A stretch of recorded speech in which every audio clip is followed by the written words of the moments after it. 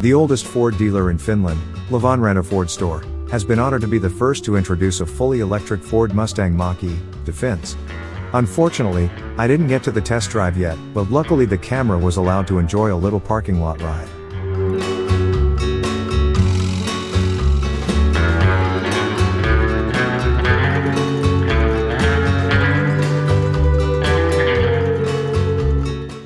My own and many other Ford enthusiasts' disbelieving first reactions were from the name Mustang Mach E. So why on earth did Ford have to mess up the traditional Mustang brand with a new electric car which is a 5-door SUV? Ford has already reserved the Model E model name for itself, which could have been the new fresh model name or, even Mach E alone. Are Ford executives so afraid of a flop, like the electric Focus, that they don't dare use the Ford brand for electric cars? Is the Mustang name the only way to get redneck Ford customers to try an electric car? Or is the Mustang brand the only strength that Ford has left and everything is now on one card? Or is the Mustang brand meant to attract brand new customers, for whom previous Mustangs have been way too expensive and impractical?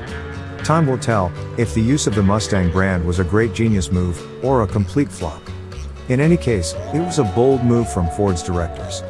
A frighteningly bold bet.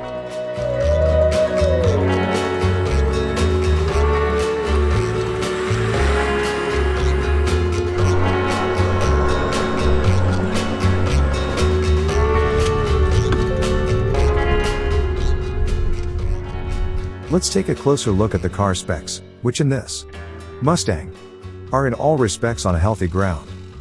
The battery size in the American style is a fair 68 to 88 kilowatt hours, which means a range of 400 to 540 kilometers. The body model is an SUV with 5 doors. The power is at its best at 294 horsepower and even more in the upcoming GT model. There is just over 400 liters of cargo space plus 81 liters of front cargo space. A towing hook that can be used to tow even a small pony or boat trailer. Price starts just below €50,000 in Finland. Over-the-air software updates promise the car will improve as it ages. Both rear-wheel drive and four-wheel drive are available. With these nice specs, Ford plans to begin Ford's long missionary work towards electric cars. Infotainment is a functional package, the screen is a fairly large 15-inch, the operation is sleek, the resolution is good, the menus are clear and everything is also in Finnish. If necessary, also in Texas English. The round volume knob lower part of display is good idea, but implementation, at least in these protos, was cheap and cumbersome. Behind the steering wheel there is a clear rectangular 10-inch speedometer display, behind which the Mustang's powerful bow shapes are clearly visible. The seats are an American sofa-like presentation, the lateral support is poor and the vegan leather looks a little shabby in these demo cars. The back seat has a low seat height, so the longer bootleg backseaters sit on their buttocks alone and their Stetsons touch the roof even though it has been gimmicked a few inches higher without spoiling a coupe-style side profile. It is difficult to find anything suggestive of a Mustang in the interior, unless the steering wheel logo is included. Space on the front and the back seat is otherwise quite enough, but by no means lavish. The door handles are unique, or they don't really exist. The window frame of the front doors has a small touch button with which the door bounces open, and the door is pulled open by a special 2-finger hook. The back door only has a touch button and the door must be opened by inserting your fingers between the door frame. The front door also has ADS-style number buttons that open the door if you have lost both the keys and the phone coded as a key. The touch switches will certainly work in Texas, but how do you open the back door in Lapland on a January frost morning if the door seals are frozen? The wheel arches, sills and lower edges of the door are wisely built from impact-resistant plastic, so there is no need to worry about stone chipping on the wheel line. The boot is a good size and shape, though the sloping rear window eats up a usable height. The rear seats turn 40-60 ratio, so you can fit even a few bales of hay inside. The Mach E has an excellent front, and has a volume of 100 liters, the space dividers improves usability and there is even a drain hole in the floor, so the Midwestern style front can be used as a cooler and filled with ice, Budweiser and dead animals.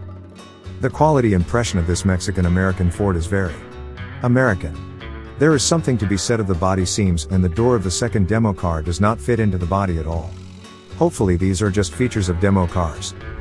My own opinion, as a Ford enthusiast, is that the branding of this Ford's first all-electric car is far too American, and should have been made more universal, or even European. Just saying that, for example, Ford Capri Mach E would have been a much more appropriate nostalgic name for this car. However, it would require a more stylish European design for the front bumper and taillights. But as said, the technical specs in this car show that Mach E is perfectly right for us average Finns and Americans. Time will tell if the name makes this Mustang Mach E a real Mustang, or just a gelding. After first impression, I still think that the use of testosterone steaming Mustang brand has not yet been justified. Hopefully next spring, sitting in a saddle of a pony car will give the sense of freedom, joy and power that the Mustang name requires. And hey, don't believe my opinions but form your own opinion about electric Mustang and tell it in the comments below. And please, subscribe to the channel for more electric cars and Ford videos coming soon.